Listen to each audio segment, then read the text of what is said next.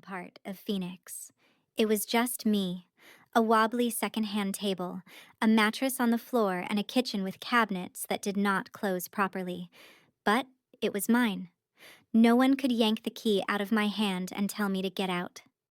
As emergency eats grew, I started hearing from people all over the country: single parents, college students, older folks on fixed incomes, all thanking me for helping them stretch $20 an extra few days. I ran a fundraiser with my followers to buy grocery store gift cards for teens at the same shelter that had taken me in.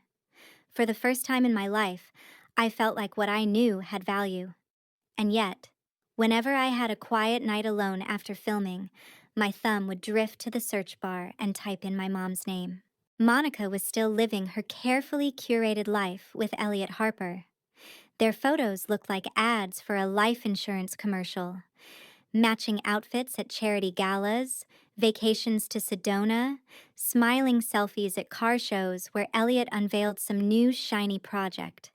Kayla was always in the background somewhere, holding a designer bag, flashing perfect nails, acting like she had built the empire herself. It stung less now, but the dull ache never completely went away. The first crack I saw in their picture-perfect life came in the form of a comment under one of Kayla's posts. She had posted a video showing off a pile of new clothes and electronics, tagging a bunch of brands. Buried under the "You are goals" and "I wish I had your life" comments, someone had written, "Funny, you still haven't paid me back for that tablet you bought with my card." At first I thought it was just a troll, but then I noticed more comments popping up on different posts. People mentioning chargebacks, orders that never showed up, credit card disputes connected to a Kayla H.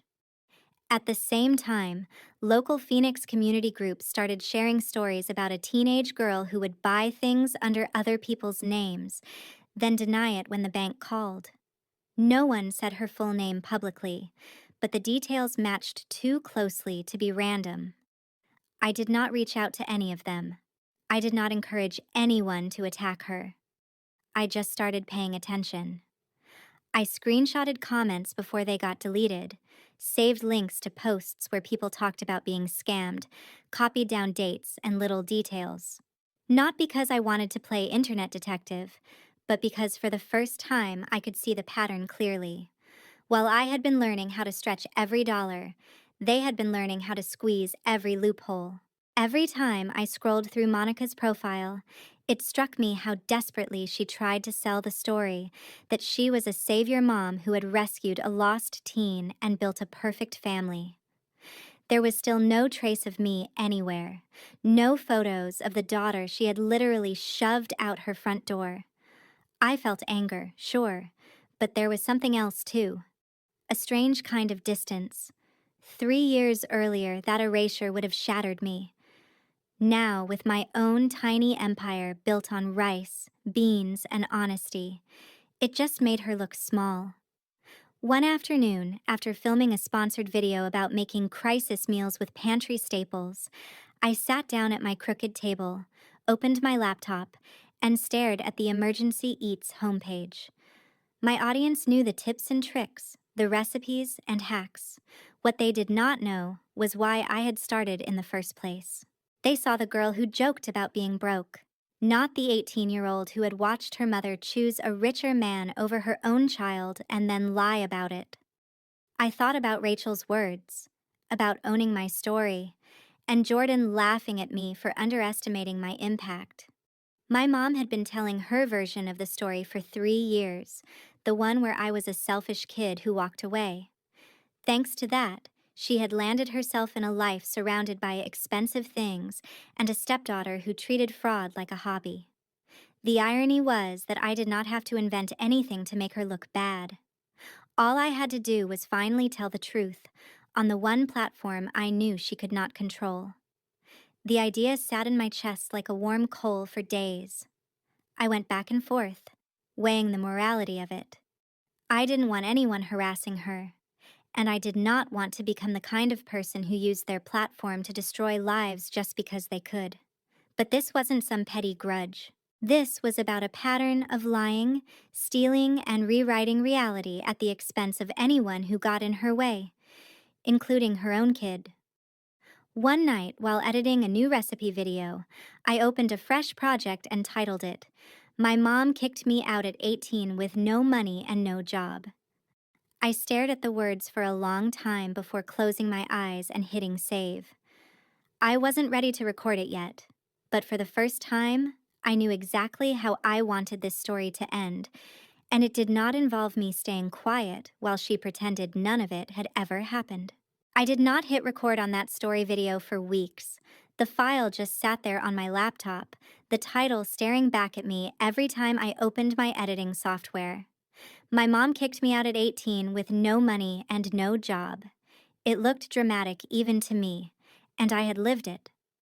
I kept telling myself I was too busy, that I should focus on recipes and brand deals. But deep down, I knew I was stalling because once I put that story out there was no taking it back. One night, after finishing a batch of recipe clips, I found myself alone in my tiny studio, the only light coming from the ring light I used for filming. The desert heat was still clinging to the walls even though the sun had been down for hours. I could hear my upstairs neighbor's TV and the faint hum of traffic. It felt like the kind of night when people make choices they cannot undo. I set up my phone on the tripod, sat at my wobbly table, and for once, there were no bags of rice or cans of beans in front of me. Just me, a glass of water, and the truth. I took a deep breath, hit record, and started talking. I did not script it word for word, but I knew the beats. I told them my name, my age, the city I lived in. I described the sound of the trash bag hitting the floor, my mom's voice telling me I was 18, broke, jobless, and therefore no longer her responsibility. I talked about sitting at that bus stop with $20 in my wallet and nowhere to go, about washing my face in a convenience store bathroom and pretending I still had a home. I told them about Rachel and the shelter, the early morning coffee shifts, the delivery runs that left my legs shaking. Then I told them about Emergency Eats and how the channel started because I needed to prove to myself that I could make something useful out of almost nothing. I almost stopped there, but Rachel's words echoed in my head. You can control the story you tell about yourself. So I told the rest. I told them how I had looked my mom up online and found her new life. How she had replaced me with a richer man and a ready-made stepdaughter, and told people I had just decided to leave and not look back. How the money I had saved for college had quietly vanished right before my birthday, drawn out of my account and never spoken of again. I did not say her last name. I did not mention the city she lived in now or show any pictures. I blurred every screenshot I used and changed small details that were not important to the truth. I said the only thing that mattered was the pattern, parents who choose to rewrite the story instead of owning what they have done. Before I finished, I leaned closer to the camera and made something very clear. I said, "Listen, if any of this sounds familiar to you, do not go digging or trying to guess who my mom is. Do not send hate to anyone you think might be involved. That is not what this is about. This is about people who have been told they are disposable realizing they are not. If you want to do something, tell your own story instead of attacking mine." When I played the recording back, my voice shook in places, but I sounded calmer than I felt. I edited the video down to about 12 minutes, added subtitles, and uploaded it with the title, "My Mom Kicked Me Out at 18 with No Money and No Job." Here is what happened next. My finger hovered over the post button for a long time. Then I pressed it, locked my phone, and forced myself to go wash dishes before I could watch the numbers. For a few hours, nothing seemed different. I answered some emails, prepped ingredients for the next recipe video, tried not to think about whether my mom would ever see this. Then, sometime after midnight, my phone buzzed so hard it almost slid off the counter. When I picked it up, my notifications were a blur. Comments poured in so fast I could not keep up. People telling me their own versions of that story, parents apologizing on behalf of moms like mine, kids saying, "This happened to me too," with different details but the same hollow ache. Most of them did exactly what I had asked. They focused on their own survival, their own healing. But the internet is full of people who love puzzles. It did not take long before a few comments started to ask careful questions. "Wait, did you grow up near this part of Phoenix?" Someone else said, "I think I know this hotel chain you are talking about." And then, buried under hundreds of replies, a comment I could not ignore. It said, "If this is who I think it is, your mom has been telling everyone for years that you ran away and refused to talk to her. I used to work with her. We all thought you were some wild child who abandoned her. If this is you, I am sorry for believing that." I did not respond, but my hands shook as I scrolled. I never asked anyone to go to my mom's page. I never once mentioned her by name. But people talk, and Phoenix is not as big as it looks. Former co-workers, neighbors, people who recognized her from photos started connecting dots on their own inside conversations I was not a part of. Then the stories about Kayla started surfacing for real. A woman commented that a teen who looked a lot like my description had bought electronics using her card info when she trusted her to help with an online purchase. Someone else mentioned repeated chargebacks tied to the same last name at Elliot's auto business. They did not say her full name, but they said enough. I did not pin those comments. I did not like them. I did not need to. They took on a life of their own. A few days later, an email popped into my business inbox from a name that made my chest clench. Elliot Harper.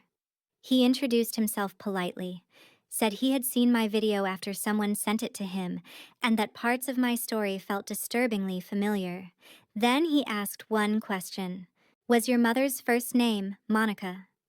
I stared at that sentence for a long time. I could have ignored it. I could have lied.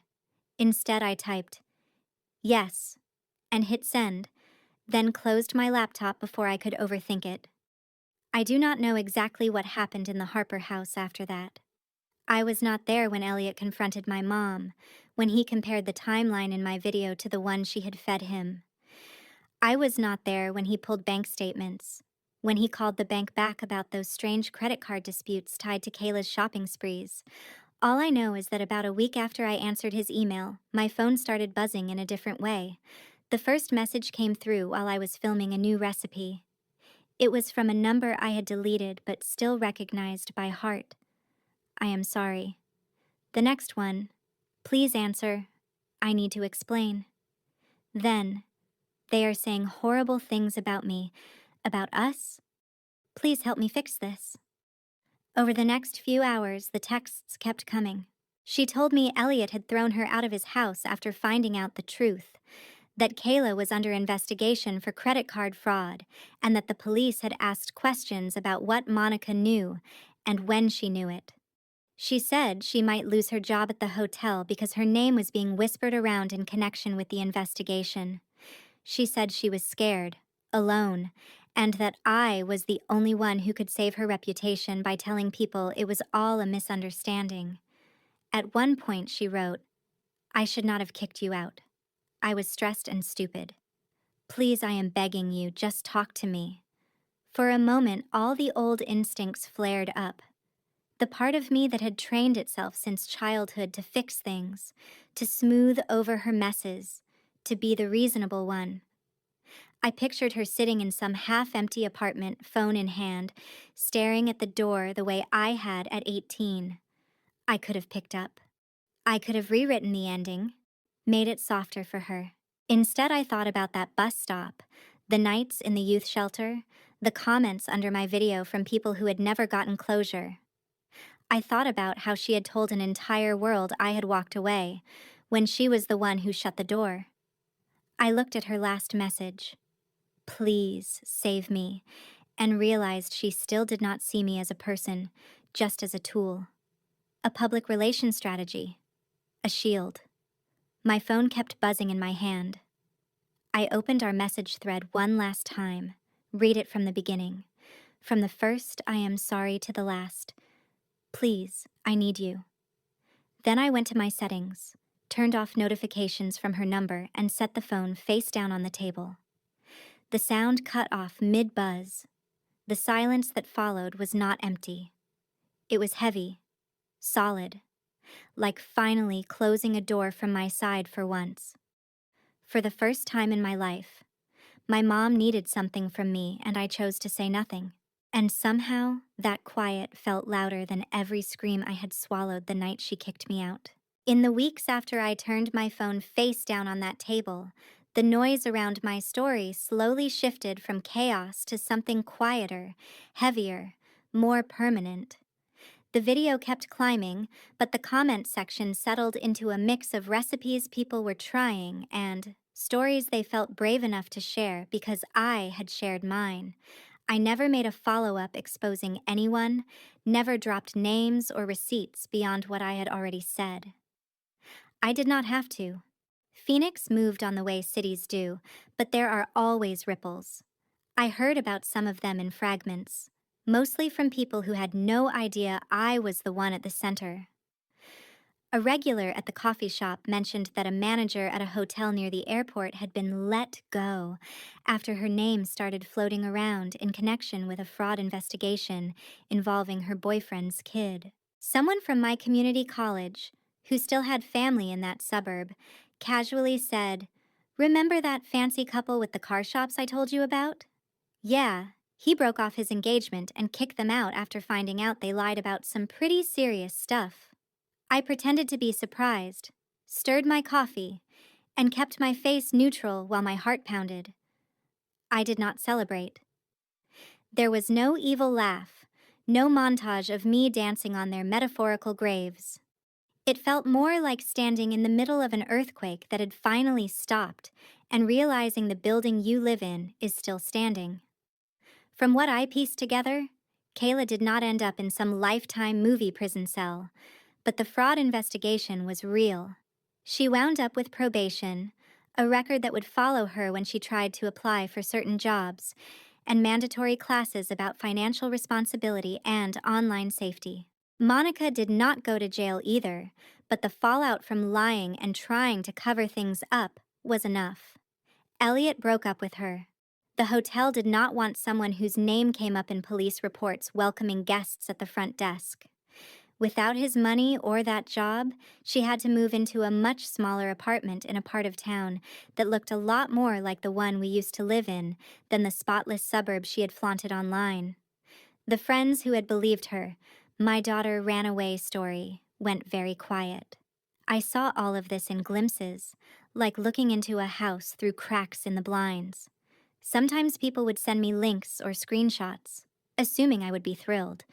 The truth is, I mostly felt tired. Not regretful, not exactly satisfied either. Just done. While their world tilted, mine kept moving forward. Emergency Eats kept growing. I finished my degree.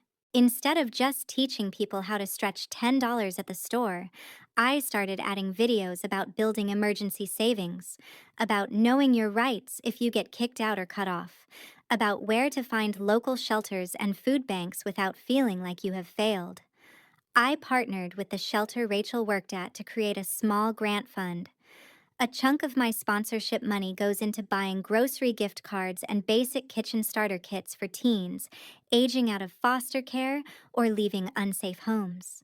Sometimes we do live Zoom classes where I teach them how to cook with whatever they can afford that week.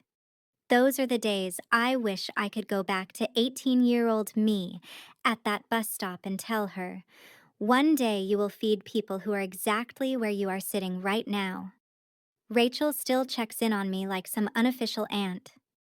Jordan loves reminding me that he called my videos valuable before any brand did. There are nights I still think about my mom, not the Instagram version with the polished smile, but the woman who chain smoked outside our apartment when the rent was due and snapped at me because she had no one else to take it out on. I picture her in that smaller place, scrolling through her phone, seeing my face pop up on someone's For You page and realizing that ignoring me did not erase me. I have not blocked her number. I just do not answer. It is not about punishing her anymore. It is about protecting the life I fought for. Maybe one day I will be ready to hear her voice again. Maybe not. Either way, the apology I needed most did not come from her. It came from myself. The moment I stopped believing I was the problem just because that was easier for her than facing what she did.